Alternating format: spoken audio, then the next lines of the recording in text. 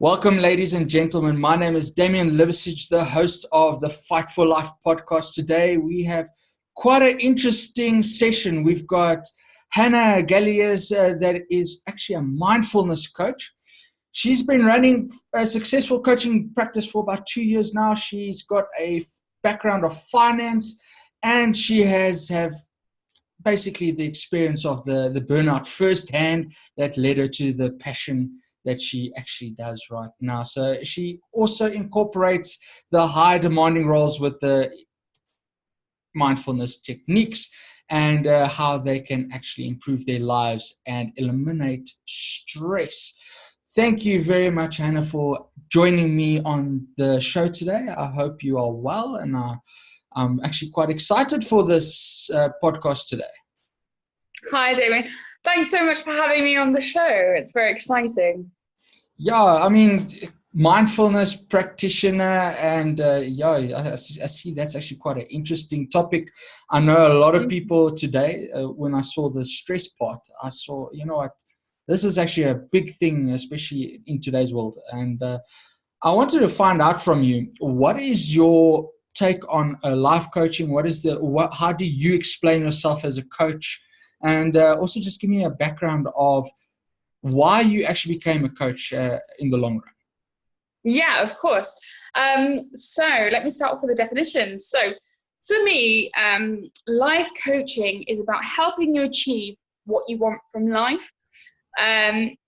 So as opposed to counseling, which helps deal with past issues, life coaching looks to the future. What do you want? How are we going to get you there? There's a lot of different self-sabotage things that often get in the way of people, and having a coach on hand, A, helps keep you accountable, and B, helps get you ideas about how you're going to achieve what you want. And sometimes what you think you want isn't always what you want, and that's all part of the journey. And that's what I experience with my clients. It's all about the journey moving forward and how I'm going to help you get from A to B quicker than you'd be able to do it by yourself. So how did I get into coaching? So from my early 20s, I thought I wanted to work in accountancy. I went through a lot of mental health issues. I suffered a really traumatic experience when I was 21, and from then it kind of continued spiraling down. I suffered really, really bad depression along with that, complete burnout. I was pushing myself at work at the same time.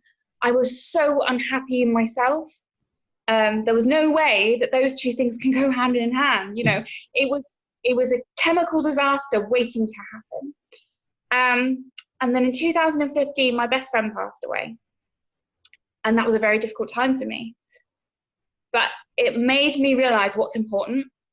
And actually working all day, every day in a job was not what I wanted to do. It helped me pick myself up and realize what I wanted. And I needed to make a decision. I was either going to get better or I was going to end up dead. So that's how I came into coaching, because I wanted to help people. I wanted to help people that I had been like. I felt lost. I felt stressed. I was so overwhelmed every single day by everything. When you feel like the stress is just here and you can't get your head above water. You feel like you're drowning in your own thoughts. I wanted to help people like that. So I came across meditation. My friend wanted to go to a class, and I was like, no, that sounds stupid. Sitting there, no thanks. Anyway, I went along reluctantly, and for the first time in my life, I didn't have to be anyone I wasn't. For the very first time in my life, it was okay to bring everything I was feeling to the table, and it was all okay. I didn't have to pretend to be anything or be anyone, and that led me down to want to practice more. And I went on several retreats where I helped really unravel some of the issues and the problems that had been festering so much. I looked at becoming a counsellor. But as I said, that's looking back, and that's not what I'm about.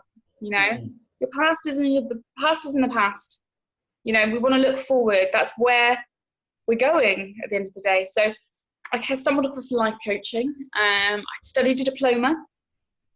And I knew when we started talking about niches, it was the mindfulness and the meditation that really helped change my life, that I could see such a positive impact and how that could really help transform people's lives, especially those in high demanding roles that are dealing with overwhelming stress.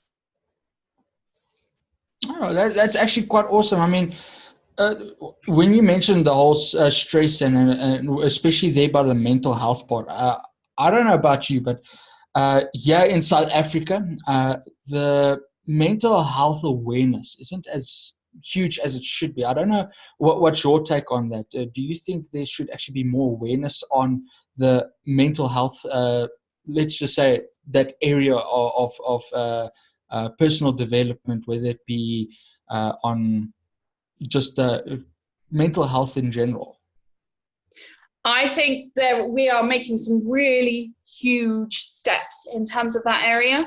I know when I first got diagnosed with mental health issues a long time ago now, it was kind of not really spoken about. And one of the big things is I didn't want to sweep it under the rug. You know, it's part of who I am. Yeah. So I have a condition called borderline personality disorder. And it's one of those obscure ones that not everyone knows about.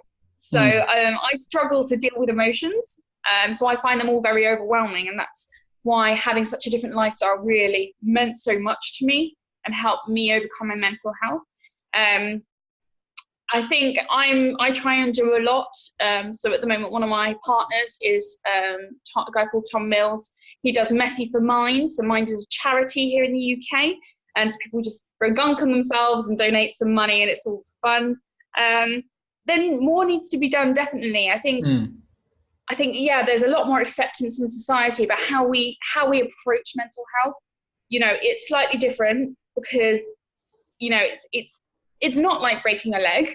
It is completely different. We need to treat it completely differently. Yeah. You know, and I think the workplace is somewhere where actually there's a lot of problems still there. I know some workplaces I've been in the past definitely haven't helped the situation and made it worse, especially for anxiety. In the UK, we are quite good. There are allowances for that, and we are protected by some employment laws. But definitely, there needs to be more awareness because there's still too many lives lost to it, too many lives destroyed by it. You know, we have to help deal with the underlying issues. I know the NHS here is fantastic. I can't fault it, but sometimes the wait times are too long. You know, when I asked to see a psychiatrist, when I was like, I don't want to live anymore, that I got told it would take 6 months to 2 years to see someone. Yes, they were giving me other treatments in the interim, but for me, that's just too long. You know, you wouldn't expect someone with my example. You wouldn't expect someone with a broken leg to wait 6 months to 2 years to see a surgeon. Yes, you know, it's for just sure. as life destroying. All right, yeah, that's actually quite awesome because I think, like you said, there's definitely a need to have it more awareness, like create more awareness. I mean, I know here in South Africa there is a lady that I'm in contact with that is now also starting to say, you know what, there needs to be more awareness, and she's actually taken it on herself to start a project, and she's actually doing quite well. So, I mean, that's why I asked, because I think as mindfulness coaches and also just the way we deal with people every day, we tend to see I would say the raw side of the mental health issues that are there. And I mean, it's so, I don't want to say sad, but it's actually, it's like you said, it is needed, but there isn't let's say, a full force behind it saying, you know what, let's help. And like you said, a person with a broken leg gets seen to very quickly as opposed to a person with, like, let's say, bipolar, for example. You know, it's like, okay, no, I'll see you like in 3 months' time. It's like, how does that work? And I mean, it's just, yeah, unfortunately, it's sad, but it's true. But like you said, there is definitely a need for it. Unfortunately, here in South Africa, we don't have that. So it's definitely going to be a big thing in the future, I think. But I mean, at least then we've got coaches such as yourself that are definitely a big advocate of it. So at least there's hope for us. Yes, definitely. You mentioned on your with regards to meditation. Now, for those of that are listening that don't know how to get into it, how would you? Well, what advice would you give them to go into meditation, or if they're looking to explore that area? So for me, I find meditation a lot easier in a group environment. That's where I started. So see if there's any spiritual centres around in your local area. Where I'm based in Gloucestershire, there's a wonderful place called the Isbourne Centre. And, I had guided meditations there. And I think there's something really special about sharing that group activity, because you get the energies of everyone else there and it really pulls you into your practice. For one, I think there's great apps as well. You can do it at home. Not all. So Calm is a great app and you've got free meditations on there. YouTube, again, great meditations on there, depending on what you're looking for. The only issue I have with sometimes at home practice is I might intend to sit for an hour or half an hour. And normally within 10 minutes, I'm a bit like, oh, what's for dinner? Oh, I could just stop now and no one else would know, or I could go get a cup of tea. And it's making sure that, yeah, you've sat for 10 minutes, that's great. Take it with compassion. You've done that. But I find with the group energy, it's much more, I guess, solidifying. I think because your mind wanders and you're in a home environment where maybe you're not used to it, it's a lot easier to get distracted. That's my experience anyway. Yeah, no, like with the distraction, I think they call it the monkey brain. They chase the bananas, if I'm correct. No, that's what I was told. I was like, okay, well, monkey brain, no, that's a new thought. So, I mean, like, obviously, like for you started in a group of environment where, like myself, I started in a at-home environment, and I know that, like you said, you get distracted quite easily, and it's not the best. But you know what? At the end of the day, as long as you're trying something and you try, like, just starting, then it's great. But obviously, like you said, group environments are always the best, because you're sharing it with a person that's next to you, and they're going through the exact same type of thing that you are doing, but just, they might also, like, as they say, they might be having a monkey brain there, but they can focus more because everyone else is focusing. Well, at least we hope so. So you know how it is, eh? It's normally like, oh my word, okay, let me close my eyes quickly and breathe, and then all of a sudden, there goes my thoughts again. Some days I find that I can sit and no thoughts come in, and I'm like, that's it. I am a meditation master now. I have got this. I am enlightened. And then the next day, it's like thought. One of the really good techniques one of my meditation teachers taught me is to bring your awareness to having a thought. Not only like thinking or just trying to let go of the thought, but when you realize you're thinking, is to think, I'm thinking. And then say that to yourself every time you see a thought. And that way you're bringing more awareness to it rather than just dropping the thought. There's a bit more of a flow. And that way, as you're bringing more awareness to the thoughts should come less. Yeah. I found that really powerful last time I was practicing. Yeah, no, that's for sure. I like how you put it, making yourself aware of the thought. And I think, especially when, like, as a mindfulness practitioner, when we deal with clients, we tend to, maybe we don't do meditation, but when we start helping them through the certain things to get their thoughts in line and all that, I don't know if you have found that when you speak to clients, they tend to not know how to, how can I put it? They don't know how to be aware of their thoughts and emotions. And they tend to go a little bit sidetracked, and then they actually don't acknowledge what they're thinking, like what you just said with your meditation. Acknowledge it's there. but Mm-hmm. like, okay, cool. Obviously, it tends to stimulate a bit of creativity as well. But I mean, if you think about it, when we get angry, we tend to like use the anger and we let it loose, and instead of actually acknowledging that it's there. I don't know how. I would like to ask you, how would you work through someone that's maybe struggling with that? Maybe there's someone out there that is listening to going, you know what, I'm struggling with that right now. So one of the big things that I find is understanding what is the underlying reason for the emotion. So I think all of us have had bad days at work, and then we come home and we're horrible to our partner. Now, our partner's not done anything wrong here. It's actually we've had a bad day at work. We might not always realize that's what's irritating us. In what I would always advise is you take 5 minutes, take some time out, sit. Even if meditation isn't your thing, just sit. I personally find that writing helps. So I do either a worry journal. So a lot of my negative emotions come from worrying. And this is one thing I was posting about in my group the other day, was a really good technique is the worry journal. And when I've got a worry, because I won't even necessarily realize it's bubbling, but if I'm listening to the thoughts, I just write them down, and then that enables me to let go of them. And then what I do is I return to them maybe later that day and read them through. And then I can see from that if there's a theme, if there's actually something that underlying I'm worrying about. And I'm like, okay, right. So how can I now deal with that? Because I find that the thoughts in the brain tend to be scattered. So if you can get it on a bit of paper, then you can approach it more logically.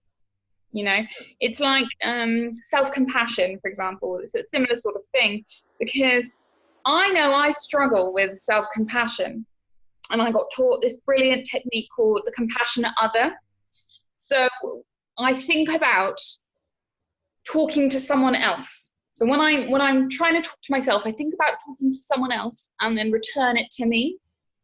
Because I struggle to talk to myself in a kind way, I say that to someone else, maybe a loved one, and then I get them in my head to say it back to me. And that way I'm getting the kind thoughts, but because they're one step away from me, I'm able to process that a lot better. And I think that's a similar way. If you've got the issues there with an underlying emotion, but you're not sure what they are.